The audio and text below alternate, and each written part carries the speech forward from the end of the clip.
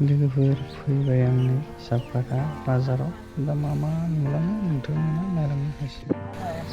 लोगोफोर नैबे दखानदारा बबासो बे बबाबो दखानखौनो लानानै दङ। बेबायदिनो बबानि राजा लोगोफोर नायनानै ला। दा नायलांदों नै लोगोफोर बेबायदिनो बाजार जाखांगासिनो दङ। नैबे दखानखौ खेवगासिनो दङ नै लोगोफोर नायनानै ला। बेबायदिनो फानगासिनो दङ। नै बिदिनो फानगासिनो दङ।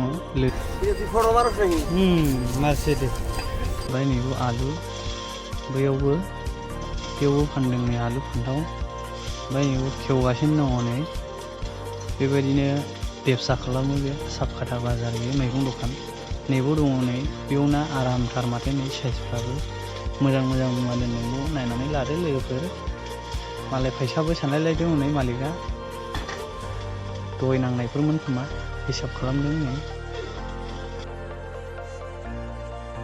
मालाय बेवहाय नै बेबायदिनो आपेल फानदों आंगुर फानदों नै नारेंखलबो जिरनानै फानदों नै बिदिनो मोनफा बेबसा खालामनानै जायो मालाय बाङालिफ्रा। लोगोफोर नैबे जाबाय गसाइगाव थांनाय लामा। बेनो नै गसाइगाव थांनाय लामाया लोगोफोर।